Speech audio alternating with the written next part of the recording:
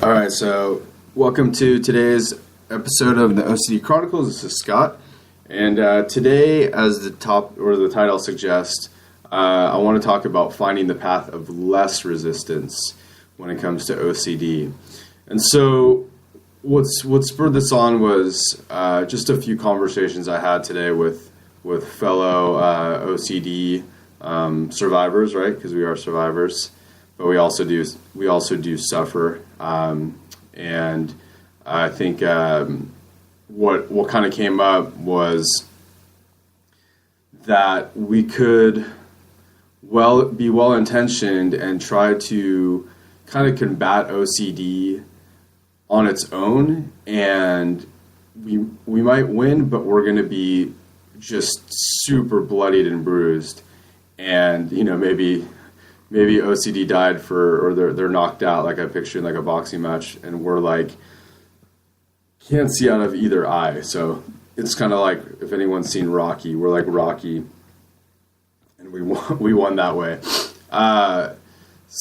And so what I guess I'm getting at is, a lot of times some of the treatment methods of OCD, I think could feel like that as a standstill, and I'm not against them in any way. And I've done the ERP and seen an OCD specialist, and I think everything's going to work differently for different people. So please take what I'm saying with a grain of salt. If you find the scripts and everything to be really helpful for you, that's great, and I think it is a very useful tool.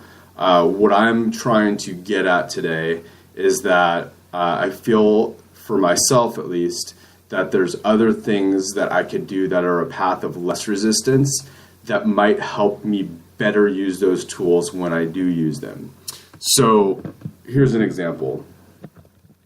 Instead of just trying to not do the compulsions and giving all my energy away to like really, okay, I'm not going to give into these thoughts, and I'm going to just focus on not giving into these thoughts and focus on not doing the compulsions. Like that could be a really tiring thing, and you might see some progress. I just feel that instead of just focusing on that, what seems to have helped me a lot more in the past is focusing on, well, first, things that are exciting to me and that could keep my mind focused. So like if it's work or I'm excited about a project, to focus on that instead. So that's the path of less resistance, right? Because I don't know about you guys, but like just trying to do ERP or stuff, like that stuff's like really, really, really difficult and not enjoyable. And I'm not saying that life is there's not meant to be some challenges, right? Some of it is uncomfortable. However, I feel that by focusing my attention on the less resistant path first, that it helps me be better protected when I go into that boxing ring. So again, what I mean by that is, instead of just stepping into that boxing ring and going toe-to-toe with OCD, with like ERP or mindfulness, instead to make my primary focus like, okay, how could I live my life and focus on things I enjoy, get myself out and doing activities that keep my mind engaged, like exercising or being out with friends, or again, being creative and doing work projects, and really putting my mental energy, channeling it to good use. Because, something I want to share is one of a family friend of ours, when I first was learning I had OCD, he is a top psychiatrist in Los Angeles, and he wrote one of the first books on ADHD, and he also has OCD.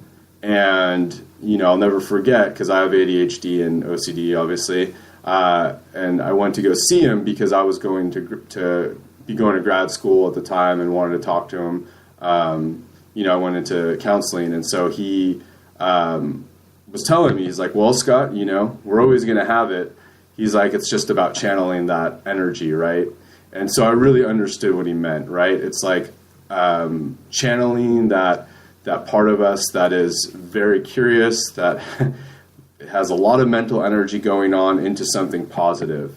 And so what I find is if I could effectively do that, whether it's, again, new project, doing something fun, hanging out with friends, something that's going to keep my mind engaged, that I notice that the symptoms really, really go down.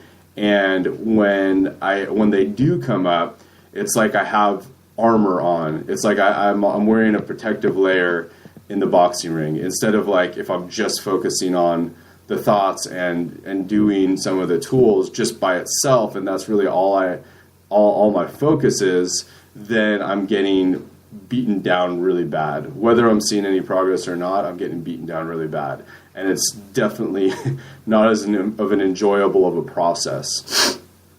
So I think if you could, I guess what I'm trying to share today and get at is if you could hold space for both, but focus on doing the path of less resistance first and letting everything kind of else flow, it might be worth experimenting with, because that's really what helps me too. And just another tip along these lines is, I was just speaking to someone last night, and I shared with them that if a lot of times when my symptoms get really bad, it's because I'm actually resisting feeling an emotion, and it's kind of like an underlying emotion, and I kind of look at it like the root, right, of what's going on. So a lot of times I'll be trying to not feel like loneliness or rejection or shame or something that's really not a pleasant emotion to experience. And so I find that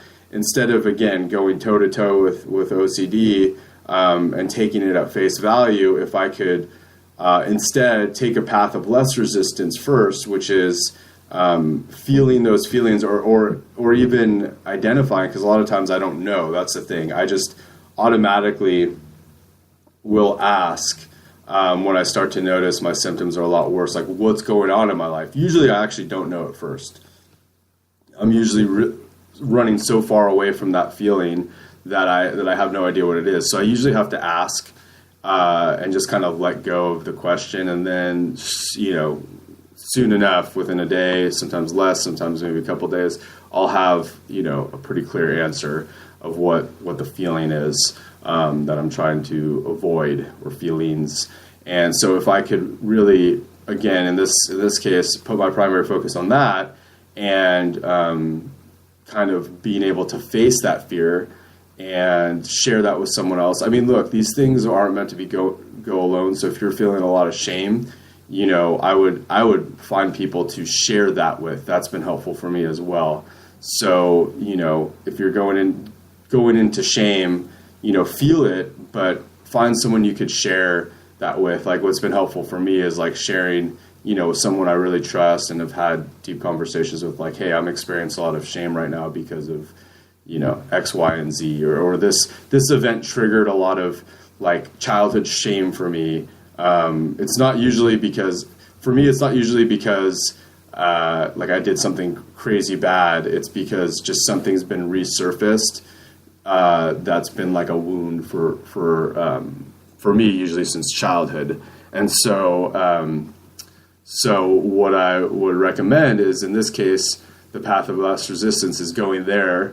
And then what I find is, if you could put in self-compassion and taking care of yourself during that time. So for me, like I was sharing last night, it's like, okay, before I go down that downward spiral of getting really depressed and then not taking good care of myself, if I could really snap into the routine of like making sure that I'm exercising, making sure I'm spending extra close attention to eating well, taking care of my needs, getting rest, drinking lots of water. I know that when I could do that, which, believe me, I don't do that perfectly whatsoever, but if I could do that before I start sliding down that slope too far, that there's been plenty of experiences I've had that I could get really through that spike a lot easier and it'll subside. I'll start feeling better.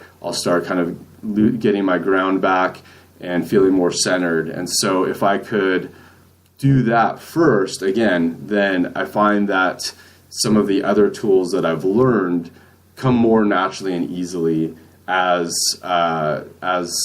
thoughts are coming up during that spike. Because make no mistake, I'm not doing this and doing it as a compulsion to make the thoughts go away. I'm doing this because I believe that when my OCD symptoms spike, there's generally a underlying cause that is creating that spike. And so what I try to do ideally is to identify that cause as quickly as possible, and then treat that, and the symptoms subside. Right? It's just like anything else. You're getting to the root cause and dealing with that instead of just going on the surface level. So that's really what I find is helpful. And if you're listening to this and you have any similar experiences, any success stories on this, and or anything you might have learned, please feel free. I very much welcome hearing other people's perspectives and sharing. And this isn't meant to make anyone right or wrong. This is simply me sharing my own experience and what's worked for me. And so again, I want to reiterate, I know, at least I know for me, I could get really obsessive about doing the right thing or the wrong thing. So this isn't to make anything wrong. If you if doing a different strategy or process works a lot better for you and has been working well, please stick with that. You know what I mean? And so this wasn't meant to make anyone feel like they're doing something wrong, because you're not, and it's just about experimenting with what works best for you.